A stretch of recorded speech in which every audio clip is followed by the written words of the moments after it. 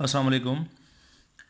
आज हम शुरू करने जा रहे हैं सेकेंड ईयर की फ़िज़िक्स और उसका जो चैप्टर है उसका नाम है इलेक्ट्रोस्टैटिक्स, चैप्टर नंबर 12। सबसे पहले हम शुरू करते हैं डेफिनेशन इलेक्ट्रोस्टैटिक की। तो इलेक्ट्रोस्टैटिक्स क्या होता है? जब हम किसी चार्ज को स्टडी करें रेस्ट की हालत में तो हम कहते हैं कि ये इलेक्ट्रोस्टैटिक्स है। मतलब डेफिनेशन क्या होगी? The study of charge, the study of charge at rest under the action of electric force, electric force के जेर असर, इज नोन एज इलेक्ट्रोस्टैटिक्स। हम इसको बोलेंगे ये इलेक्ट्रोस्टैटिक्स है। और यहाँ पर लफ्ज़ इस्तेमाल हो रहा है चार्ज। What is charge? हम यहाँ पर ये देखना चाहेंगे कि चार्ज क्या होता है। तो यहाँ पर जो सामने डेफिनेशन लिखी हुई है चार्ज की, वो क्या है? The property, the property of a certain particle either they attract or repel each other is termed as charge। होता यह है कि जब कोई जिस्म जो है वो किसी दूसरे जिस्म को अट्रैक्ट करे या उसको रिपेल करे तो हम कहते हैं कि जनाब उन बॉडीज़ के ऊपर कोई चार्ज एग्जिस्ट कर रहा है।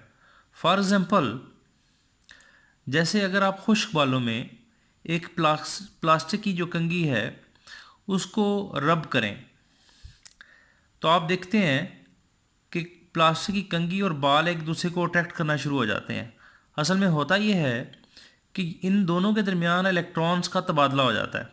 या तो बालों पर इलेक्ट्रॉन आ जाते हैं कंघी से, या बालों से जो इलेक्ट्रॉन है वो कंघी पर मुंतकिल हो जाते हैं।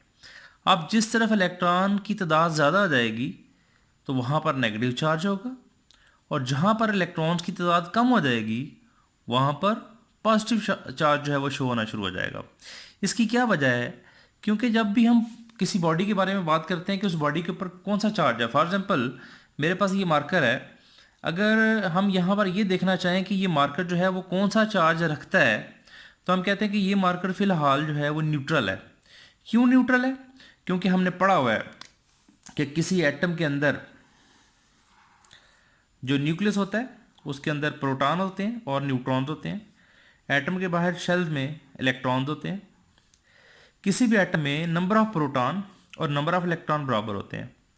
प्रोटॉन्स के ऊपर जो चार्ज है वो पॉजिटिव होता है, इलेक्ट्रॉन के ऊपर जो चार्ज है वो नेगेटिव होता है। जब इलेक्ट्रॉन और प्रोटॉन बराबर होंगे तो एक आइसोलेटेड एटम जो है वो न्यूट्रल बिहेवियर शो करेगा। मतलब वो ऐसा शो करेगा जैसे इसके ऊपर कोई चार्ज नहीं है, हालांकि उसके अंदर इलेक्ट्रॉन भी मौजूद है, प्रोटॉन भी मौजूद है। इसी तरह जब काफ़ी सारे एटम मिलकर ये पेंसिल बना रहे हैं, या मैंने एग्जांपल दिया आपको प्लास्टिक की कंघी की कि एक कंघी बना रहे हैं वो प्लास्टिक की, सारे एटम मिलकर, तो वो कंघी या ये जो पेंसिल है इसके ऊपर जो कुल चार्ज है वो ज़ीरो के बराबर है, क्योंकि इसके अंदर नंबर ऑफ प्रोटॉन और नंबर ऑफ इलेक्ट्रॉन इक्वल तादाद में। अब क्या होगा, जब मैं उस कंघी को या इस मार्कर को किसी चीज़ के साथ रगड़ता हूँ। फॉर एग्जांपल मैंने आपको एग्जांपल दी है कि अगर हम कंघी को खुश्क बालों के साथ रगड़ करें, उसके साथ उसको रब करें, तो क्या होगा, कंघी से मे बी कुछ इलेक्ट्रॉन बालों पर शिफ्ट हो जाए। जब कंघी में से इलेक्ट्रॉन बाहर निकलेंगे, पहले कंघी पर प्रोटॉन और इलेक्ट्रॉन की तादाद बराबर थी, कोई चार्ज शो नहीं था कर रहा, कोई भी चार्ज डोमिनेट नहीं था, गालिब नहीं था। लेकिन जो ही इलेक्ट्रॉन उसमें से निकले, कंघी में से इलेक्ट्रॉन निकल के बालों पर चले गए, कंघी में इलेक्ट्रॉनों की तादाद कम हो गई, तो वहाँ पर जो गालिब चीज़ है, मतलब जिसकी गवर्नमेंट आ गई, जिसकी हुकूमत आ गई, वो कौन हो गए? वो हो गए प्रोटॉन, जिसकी वजह से कंघी जो है वो पॉजिटिव चार्ज शो करेगी। जबकि जो बाल हैं उनके ऊपर इलेक्ट्रॉनों की तादाद बढ़ गई, प्रोटॉनों की उतनी ही रही लेकिन इलेक्ट्रॉन बढ़ गए, तो जाहिर है वहाँ पर जो गवर्नमेंट है, जो हुकूमत है, वो किसकी आएगी? नेगेटिव चार्ज की, जिसकी वजह से बाल जो है वो नेगेटिव चार्ज के हामिल होंगे और कंघी जो है वो पॉजिटिव चार्ज की हामिल होगी, जिसकी वजह से ये दोनों एक दूसरे को अब अट्रैक्ट करना शुरू कर देंगे। अब ये दोनों एक दूसरे को अट्रैक्ट कर रहे हैं तो इसका मतलब ये हुआ, हम एक रिजल्ट की तरफ चले गए कि चार्ज जो हैं उनकी दो टाइप्स हैं। कुछ को हम पॉजिटिव चार्ज कहते हैं, कुछ को हम नेगेटिव चार्ज कहते हैं। तो यहाँ पर फिर हमने क्या सीखा कि अगर एक तरफ पॉजिटिव चार्ज पड़ा हुआ है, एक तरफ नेगेटिव चार्ज पड़ा हुआ है, तो वो दोनों एक दूसरे को अट्रैक्ट करेंगे।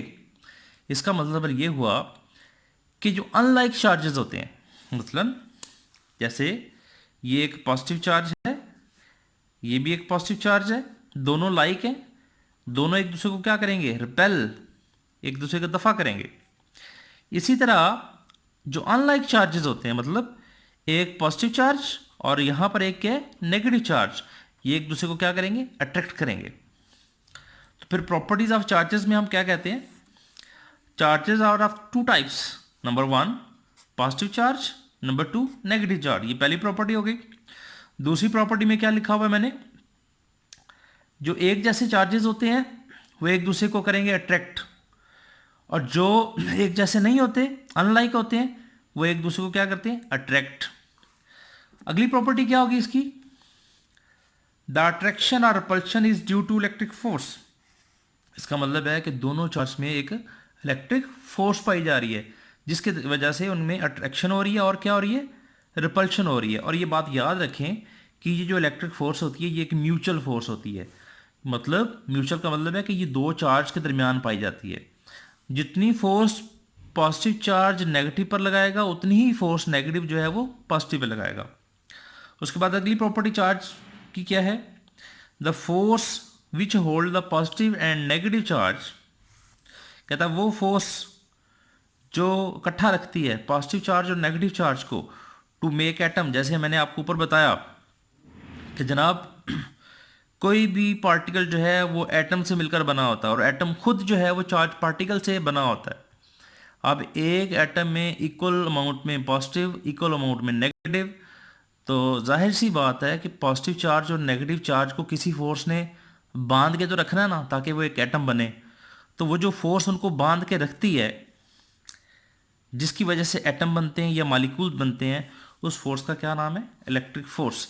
यही वजह है कि मैंने यहाँ लिखा है the force which hold positive and negative charge to make up atoms and molecules is called an electric force. उसको हम इलेक्ट्रिक फोर्स बोलते हैं।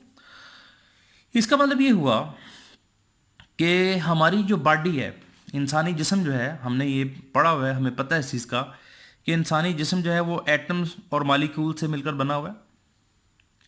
अगर इंसानी जिस्म एटम और मॉलिक्यूल से बना हुआ है तो उसका मतलब है कि हमारी जो मौजूदगी है इस दुनिया में वो किस फोर्स की महरूम मिलत है, किसकी वजह से है, वो जनाब वजह है इलेक्ट्रिक फोर्स की वजह से। तो ये मैंने लिखा है ओवर बॉडी इज कंपोज्ड, हमारी बॉडी जो है वो कंपोज्ड है किसकी वजह से, एटम और मॉलिक्यूल, एटम और मॉलिक्यूल से बनी हुई है।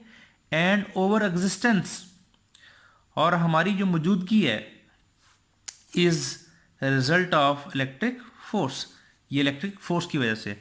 तो ये था आपका आज जो सेकेंड ईयर की फिजिक्स है उसका जो चैप्टर है, चैप्टर नंबर 12 इलेक्ट्रोस्टैटिक्स, उसका एक छोटा सा इंट्रोडक्शन था। इंशाल्लाह हमारा जो अगला लेक्चर होगा उसके अंदर हम आपको पढ़ाएंगे जो हमारा पहला टॉपिक है 2.1 कूलम्स लॉ पढ़ेंगे हम इसके बाद। ओके, अल्लाह हाफिज़।